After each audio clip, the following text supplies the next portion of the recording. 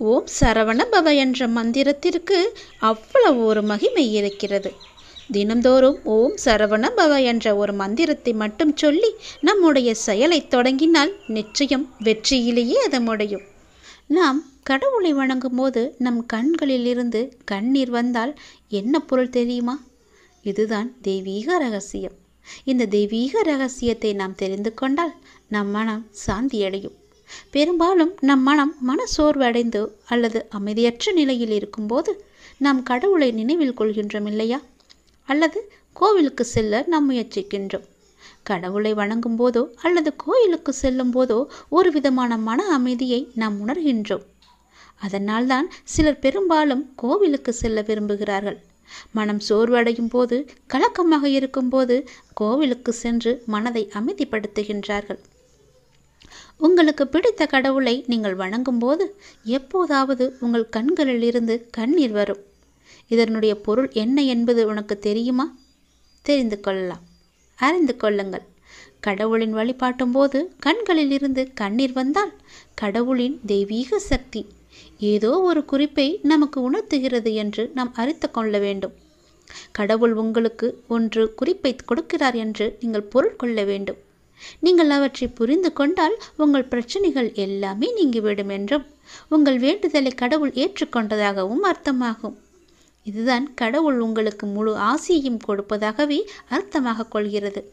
கடவுளின் அனுகிரகம் உங்களுக்கு கிடைத்துவிட்டால், உங்கள் வேண்டுதல் அவர்கள் செவிகளில் கேட்டுவிட்டால், உங்களுடைய வேண்டுதலுக்கு பலனை நிச்சயம் அவர் தருவார் என்பதற்கான அறிகுறியாக உன் கண்களில் இருந்து அவரே அந்த கண்ணீரை வர வைக்கின்றார்.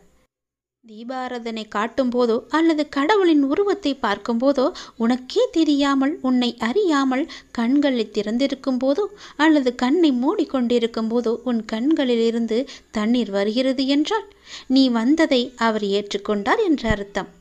உன்னை பார்ப்பதற்காகவே அவர் வெகு நாட்களாக காத்திருந்தார். உனக்கான பதிலை சொல்வதற்காகத்தான் அவர் காத்திருந்தார் என்றும், உனக்கு ஆசி வழங்கவே அவர் காத்திருந்தார் என்றும் அர்த்தமாகும். உங்கள் கண்ணீரிலிருந்து கண்ணீர் வந்தால் உங்கள் வழிபாடு மிகவுமே வெற்றிகரமாக முடிந்துவிடும் என்று அர்த்தம். நீ எதை வேண்டி செல்கின்றாயோ அது நிச்சயம் வெற்றியில் முடியும். இப்போது உங்கள் பிரச்சனைகள் அனைத்தும் நீங்கி உங்கள் ஆசைகள் நிறைவேறும் என்றும் கடவுள் உங்களுக்கு ஆசீர்வதிப்பதற்காக ஒரு சின்ன அறிகுறியாக உங்கள் கண்களிலிருந்து கண்ணீர் மலை மலையாக வரும். ஒரு சொட்டு கண்ணீர் வந்தாலும் அதற்கான அறிகுறிதான் அது. கவலைப்படாதீர்கள். கடவுள் எப்பொழுதும் நம் கூடவே இருப்பதற்கு ஒரு சின்ன எளிய பரிகாரம். எப்பொழுதெல்லாம் உங்கள் மனம் பாரமாக இருக்கின்றதோ, உங்கள் பிரச்சனையை தீர்க்க முடியாதது என்று நினைக்கிறீர்களோ, உங்கள் குழப்பங்கள் அதிகமாக இருக்கின்றதோ, அப்பொழுதெல்லாம் உங்கள் விருப்பமான கோவிலுக்கு சென்று அந்த பகவானை நினைத்து ஒரே ஒரு தீபம் ஏற்றி வழிபட்டு அவருக்கு முன்னால் மண்டியிட்டு கையேந்தி நில்லுங்கள். நீங்கள் அந்த தெய்வீகத்தை உணர்ந்து கொண்டால் உங்கள் பிரச்சனைகள் எல்லாம் நீங்கிவிடும் என்றும் உங்கள் வேண்டுதலை கடவுள் ஏற்றுக்கொண்டதாகவும் அர்த்தமாகும். உங்கள் கண்களிலிருந்து கண்ணீர் வந்தால் உங்கள் வழிபாடு நிச்சயம் வெற்றியில் முடியும். தெய்வீக தன்மையுடன் உங்கள் வீட்டை வந்து அடைந்து அதற்கான முயற்சியை செய்யுங்கள். நீ செய்யும் ஒவ்வொரு செயலிலும் ஓம் சரவண பவ என்ற மந்திரம் எப்பொழுதும் ஒலித்து கொண்டே இருக்கட்டும். என்னுடைய அருளும் ஆசையும் எப்போதும் உனக்கு துணை இருக்கும். உன் உழைப்பையும் அன்பையும் பிறர் தவறாக பயன்படுத்தும் போதோ அல்லது பலனை பிறர் அனுபவிக்கும் போதோ நீ வருத்தப்படாதே. அவர்கள் உன் கர்மாக்களையும் பாவங்களையும் அனுபவித்து உன் கர்ம வினைகளை விரைந்து முடிக்கவே அப்படி செய்து கொண்டிருக்கின்றார்கள். நான் தான் அவர்களை அனுப்பி வைத்திருக்கின்றேன். அந்த சமயத்தில் உனக்கு வருத்தம் அளித்தாலும் உன் கர்ம வினைகள் குறைகிறது என்று நீ நிம்மதி கொள். எந்த சூழ்நிலையிலும் இழந்து போனதையும் தொலைத்து விட்டதையும் எண்ணி நீ மனதில் கவலை கொள்ளாதே. நடப்பவை யாவும் நன்மைக்கு என்று நம்பிக்கையுன் உன் லட்சியத்தை நோக்கி நீ முன்னேறிச் செல். எல்லாம் நன்மைக்கே என்று சொல்கிறீர்களே, ஆனால் என் வழிகள் அப்படியேதானே இருக்கின்றது. எந்த நன்மையும் எனக்கு நடக்கவில்லை என்கிறாயா? நீ கொஞ்ச நாள் பொறு. உன்னுடைய வேண்டுதல் நிச்சயம் பலிக்கப் போகிறது. நீ அனுபவிக்கும் துயரங்களையே பெரிதாக நினைத்து போராடி கொண்டிருக்கின்றாய். அது உன்னை தாக்காமல் இருக்கவே நான் இங்கு போராடி கொண்டிருக்கின்றேன். அது உனக்கு தெரிய வாய்ப்பே கிடையாது. அதனால்தான் நான் அடிக்கடி கூறுகின்றேன், முடிந்தவரை எல்லோருக்கும் நல்லதே செய் என்று, எதற்காகவும் அஞ்சாதே என்று. ஏனென்றால் உன்னோடும் உன் குடும்பத்தோடும் நான் இருக்கின்றேனே. இன்பமும் துன்பமும் நிலையற்றவைதான். அது எல்லோருக்கும் மாறி மாறி வந்து கொண்டுதான் இருக்கும். இன்று இருப்பது நாளை மாறிவிடும். எனவே நீ மனம் கலங்காமல் இரு. இன்றைய துன்பத்தை நினைத்து நாளைய இன்பத்தை நீ தொலைத்து விடாமல் இருக்க வேண்டும். அதற்காகத்தான் சொல்கிறேன். உனது நலனை விரும்புகின்ற நான் உனக்கு நன்மையை மட்டும்தான் செய்வேன் என்பதில் நீ உறுதியான நம்பிக்கையோடு இரு. கவலையே படாதே. நான் இருக்கின்றேன். என்றும் எங்கெங்கும் எப்போதும் என்றென்றுமே உன்னோடு. உனக்கு நல்லது மட்டுமே நடக்கும். நீ என் பரிபூர்ண அருள் முழுவதையும் பெற்றுவிட்டாய். என் ஆசீர்வாதத்தையும் அன்பையும் நீ பெற்றுவிட்டாய். உன்னுடைய பக்தியால் நான் உனக்கு அடிமையாகிவிட்டேன் என் தங்கமே. என்னிடத்தில் நீ பக்தி செய்ததால் நீ வருவாய். நிச்சயம் தொண்டு செய்வாய். அதன் மூலம் நான் உன்னிடத்திலேயே நான் ஐக்கியமாகி விடுவேன். உன்னுடைய வருகைக்காக நான் காத்து கொண்டிருக்கிறேன். நீ என்னிடம் வந்து மற்றவர்களுக்கு நீ தொண்டு செய். எனக்கு தொண்டு செய்ய வேண்டாம். மற்றவர்களுக்கு நீ தொண்டு செய்தால் நான் உன்னிடத்தில் வந்து உனக்கே நான் அடிமையாகி விடுகிறேன். உன்னிடத்திலே நான் இருந்து உனக்கு வேண்டிய உதவிகளையெல்லாம் நான் செய்கின்றேன். நீயோ மற்றவர்களுக்கு உதவி செய். உனக்கு தேவையானது எதுவோ அதை நானே தருகின்றேன். நீ அள்ளி அள்ளி கொடு. நானும் உனக்கு அள்ளி அள்ளி தருகின்றேன். நான் கொடுப்பதை வைத்து நீ மற்றவர்களுக்கு கொடு. உன் வாழ்க்கையில் பல நல்ல நல்ல மாற்றங்கள், நல்ல நல்ல நிகழ்வுகள், நீ கேட்ட சந்தோஷங்கள், மன மகிழ்ச்சிகள் எல்லாமே உனக்கு கிடைக்கும். நீ கேட்ட பண பிரச்சனை எல்லாமே தீர்ந்துவிடும். நான் உனக்கு அள்ளி அள்ளி தரும்போது நீ உன் இரு கைகளையும் தூக்கி அதை வாங்கிக்கொள். நான் தருவது உனக்காக மட்டுமே. உன்னுடைய உண்மையான பக்தியால் நீ என்னை வென்று விட்டாய். நீ என்னை அடிமையாக்கி விட்டாய். நான் உனக்கு எப்பொழுதும் தொண்டு செய்யவே நான் காத்திருக்கின்றேன். அதுபோல நீயும் தொண்டு செய்து மற்றவர்களின் வாழ்த்துக்களை நீ பெற்றுக்கொள். அதன் மூலம் உன் வாழ்க்கை மிக சிறப்பாகவே மாறும்.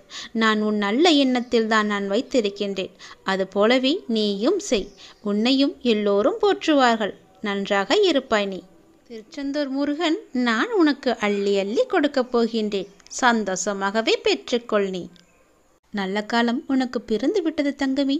இனி நடக்கப் போவது எல்லாமே நன்மையாகவே இருக்கப் போகிறது. நீ செய்வது எல்லாமே நன்மையிலேயே முடியப் போகின்றது. ஏனென்றால் உன்னுடைய பாவ காலம் எல்லாமே முடிந்து விட்டது. புண்ணிய காலம் ஆரம்பித்து விட்டது. நீ செய்த புண்ணியத்திற்கேற்ப நல்ல நல்ல பலன்கள் எல்லாம் உன் வாழ்வில் நடக்கப் போகின்றது.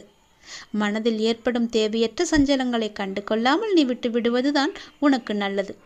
ஏனென்றால் நல்ல காலம் பிறந்து விட்டதல்லவா? சஞ்சலங்களை மனதில் வைத்துக்கொண்டு அந்த நல்ல காலங்களை நீ அனுபவிக்க வேண்டும். அதை தவற விட்டு விடக்கூடாதல்லவா? அதற்காகத்தான் சொல்கிறேன். உன் மனம் சஞ்சலத்தில் இருந்தால் அதை கண்டு கொள்ளாமல் விட்டுவிடு.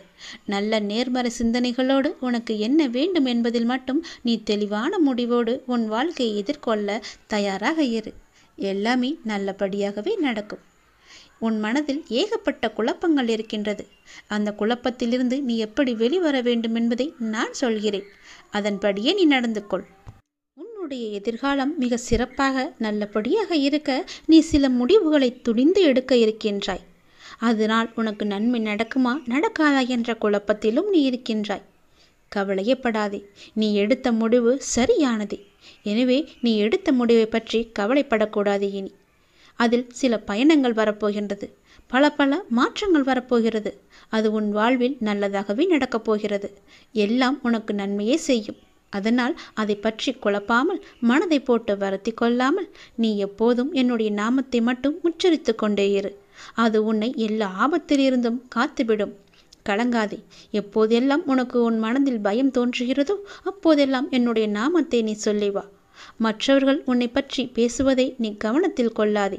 மற்றவர்கள் வாயை நம்மால் அடைக்க முடியாது. அதனால் நம் காதை அடைத்து கொள்ளலாம் அல்லவா? நம் காதை அடைத்து கொண்டு அதன்படியே நீ போ. உன் மனதிற்கு என்ன தோன்றுகிறதோ அதன்படியே செய். உன் வாழ்க்கையில் எது சரியானதோ அதை நீ செய்து வா. நான் இருக்கின்றேன் உனக்கு. உனக்கு நல்லது நடக்க நான் அமைத்து தருகிறேன் எல்லாவற்றையும் உனக்கு சாதகமாக. உன்னுடைய மன வருத்தம் மாறும். சில அற்புத நிகழ்வுகள் அடுத்தடுத்து உன் வாழ்வில் நடக்கப் போகின்றது. நான் உன்னை ஒருபோதும் கைவிட மாட்டேன். நீ கேட்டவற்றை உனக்கு நான் கிடைக்கச் செய்வேன். நன்மையும் தீமையும் மாறி மாறி வந்து கொண்டுதான் இருக்கும். இதுதான் எல்லோருக்குமான வாழ்க்கை. என்னை வணங்கும் உனக்கு தீமையின் தாக்கத்தை குறைத்து நன்மைகள் அதிகம் நடக்கும்படியாக உன் வாழ்வை இப்போது நான் நடத்தி கொண்டிருக்கின்றேன். வாழ்வின் நல்ல மாற்றங்கள் நினைத்து பார்த்திராத அற்புதமான மாற்றங்களாக அது நடக்க இருக்கின்றது. அந்த நல்ல மாற்றங்கள் நடந்து நீ மகிழ்ச்சியாக இருக்க வேண்டி என்ன நிகழ்வுகள் நடக்க வேண்டுமோ அதுவே உன் வாழ்வில் நடக்கப் போகிறது.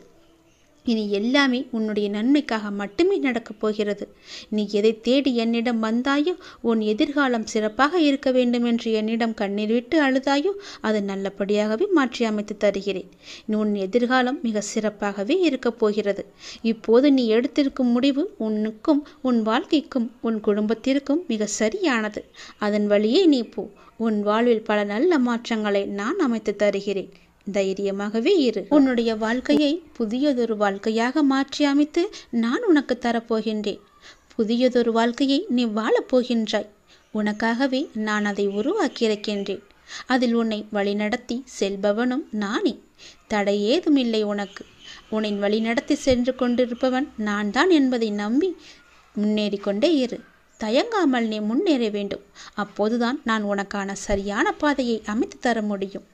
உன் வாழ்வில் சிக்கலான சவாலான விஷயங்களுக்கு இப்போது நீ விடை காணப் போகின்றாய். நீண்ட நாட்கள் அதற்கு விடை கிடைக்காமல் இருந்தது அல்லவா?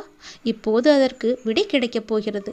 உனக்கு ஆலோசனை தருவதற்கும் சரியான மனிதர்கள் இல்லாமல் இருக்கின்றாய் அல்லவா? அது இப்பொழுது உனக்கு சரியான நபர்களிடமிருந்து சரியான ஆலோசனை வந்து சவாலான விஷயங்களை எல்லாம் எதிர்கொண்டு அதற்கு விடை கண்டு அதில் நீ வெல்லப் போகின்றாய். தைரியமாக இரு. உனக்கு நான் இருக்கின்றேன். நானே கூட அந்த ரூபத்தில் வரலாம். உனக்கு எல்லா உதவிகளையும் நானே செய்கின்றேன். உன்னை நான் அனுப்பியிருக்கும் நபர் கூட உனக்கு உதவிகள் செய்வதற்காகத்தான் உன்னை நோக்கி வந்து கொண்டிருக்கின்றார். அவரை நீ அலட்சியம் செய்யாதே. அது நானாக கூட இருக்கலாம் அல்லவா? உனக்கு உதவிகள் நிச்சயம் வந்து சேரும். அதுவும் உனக்கு சரியான நேரத்தில் வந்து சேரும். உனக்கான சரியான தீர்வை சரியான நபர்கள் மூலம் உன்னிடம் நான் கொண்டு வந்து சேர்ப்பேன். உனக்கு நல்லது மட்டுமே நடக்கும். உனக்கு நல்ல தீர்வை நான் வழங்குகின்றேன். நீ முகமலரும் நிகழ்வொன்று நடக்கப் போகின்றது. கண்ணீர்தான் வற்றி விட்டதே, அழுது அழுது என்று கவலையோடு இருந்தையல்லவா? இனி புன்னகை மலையில் நீ நனையப் போகின்றாய். நீ அழுவது இந்த வாழ்க்கையில் சாத்தியம் என்றால் நீ மகிழ்ச்சியாக இருக்கப் போவதும் சாத்தியமே. இதுவும் சத்தியமே. நான் இருக்கிறேன். நீ பயமின்றி இரு. நான் உன்னை பலமுறை என் ஆலயத்திற்கு வா, ஒரே ஒரு முறை வந்து என்னை பார்த்துவிட்டு போயென்று பலமுறை நான் உன்னிடம் கூறிவிட்டேன். நீயோ வருவதற்கான ஏற்பாடுகளை எல்லாம் செய்தாய். ஏதோ ஒரு வகையில் அது தடுத்து கொண்டே போனதல்லவா? இனி அது நடக்காது. இந்த வருடம் நீ என்னை வந்து கண்டிப்பாகவே பார்க்கப் போகின்றாய். என்னை தரிசித்து விட வேண்டும் என்ற உன் தீராத ஆசை நிறைவேறப் போகிறது. நிச்சயம் அது நிறைவேறும். நீ என்னிடம் பிரார்த்தித்தபடியே நான் உனக்கு விரைவாகவே தரிசனம் தரப்போகிறேன். நீயே என்னை வந்து கண் குளிர பார்க்கப் போகின்றாய். நின்று நிதானமாக பார்த்து கண்ணீர் விட்டு கதறப் போகின்றாய். நான் உன்னை பார்த்து விட்டேன் அப்பா என்ற மகிழ்ச்சியில் நீ துள்ளி குதிக்கப் போகின்றாய். நல்லவர்கள் கஷ்டப்படுவார்கள், கெட்டவர்கள் சந்தோஷமாக இருக்கிறார்கள் என்று நீ வருத்தாதே. எல்லாம் கர்ம வினையே காரணம். உன் கர்மாக்கள் எல்லாம் முடிந்து விட்டன. அதனால்தான் இந்த வருடம் நீ என்னை காண வரப்போகின்றாய். கர்மாவை இத்தனை நாட்கள் உன்னை வரவிடாமல் தடுத்து நிறுத்தியது. அதனால் எல்லா கர்மாக்களையும் சென்ற வருடத்தோடு நான் உனக்கு முடித்து விட்டேன். இனி உன் வாழ்வில் நல்லது மட்டுமே நடக்கப் போகின்றது. அதற்கான சிறந்த அறிகுறியாக நீ என்னை வந்து தரிசிக்கப் போகிறாய். நான் உனக்கு ஆசிகள் வழங்கப் போகிறேன். என் அன்பும் ஆசியும் ஆசீர்வாதம் எப்பொழுதுமே உனக்கு இருக்கப் போகிறது. நிலையான வருமானத்தை நான் உனக்கு தரப்போகின்றேன். தகுந்த வெகுமதிகளை நான் உனக்கு அள்ளி அள்ளி தரப்போகின்றேன். எல்லாவற்றிற்கும் காலம் வரும்போது அந்த கடவுள் உனக்கு பதில் சொல்வார் என்று சொன்னேன் அல்லவா? அது இதுதான். உன்னுடைய வாழ்வில் ஒரு அதிசயம் நடக்கப் போகின்றது. 2 மாதத்திற்கு பிறகு உன் வாழ்க்கை அடியோடு மாறப்போகிறது. பாய்ந்து வரும் யோகத்திற்கு மிக அதிக சக்தி உண்டு. அதை நீ ஆள்வதற்கு தயாராக இரு. நீ எதை பார்த்ததை விட பல மடங்கு நன்மை உனக்கு அதில் கிடைக்கப் போகின்றது. ஒரு சிலருக்கு இந்த யோகம் கிடைக்காமல் கூட போகலாம். ஆனால் இன்று அது உனக்கு கிடைத்திருக்கிறது. அது கிடைக்காமல் போன அவர்களுக்கும் இன்னும் நேரம் வரவில்லை என்று அர்த்தம். ஆனால் அவர்களுக்கும் ஒரு நாள் நிச்சயமாக இந்த யோகம் வரும். இப்போது அந்த யோகம் உனக்கு கிடைத்திருக்கிறது. நிம்மதியாகவே நீ இருக்கப் போகின்றாய். நல்லது உன் வாழ்வில் நடக்கப் போகின்றது. உன் அப்பன் நான் சொல்கிறேன். நீ இழந்தது எதுவென்று எனக்கு தெரியும். அது உனக்கு எவ்வளவு முக்கியம் என்றும் எனக்கு தெரியும். அது எவ்வளவு பெரியது என்றும் எனக்கும் தெரியும். நீ கவலைப்படாதே. இனி இழப்பதற்கு ஒன்றும் இல்லை என்று வரும்போது நீ புரிந்து கொள். இனி பெறுவதற்கு நிறையவே இருக்கிறது என்று. இதுவரை நீ இழந்தாய். இனிதான் அனைத்தையும் நீ பெறப்போகின்றாய். அதன் ஆரம்பமாகத்தான் என்னுடைய அன்பை நீ இன்று பெற்றுவிட்டாய். இனி எல்லாமே நீ பெறப்போகின்றாய். ஏற்கனவே நீ இழந்து விட்டதால் இந்த முறை எப்படி இழக்கக்கூடாது என்பதை புரிந்து பத்திரமாக வைத்து கொள்ளப் போகின்றாய். ஏனென்றால் இனி உன் வாழ்வில் பெரிதாகவே நீ பெறப்போகின்றாய். இந்த சிறிய இழப்பின் மூலம் அந்த அனுபவத்தை கொண்டு இனி நீ பெறப்போவதை பத்திரமாகவே வைத்து கொள்ளப் போகின்றாய். இனி உன்னிடத்திலிருந்து எதுவும் எடுத்து கொள்ளப்படாது. பயப்படாதே, கலங்காதே, குழப்பத்தை ஏற்படுத்தி கொள்ளாதே. உன் மனதை நீ எப்பொழுதும் அமைதியாக வைத்துக்கொள்.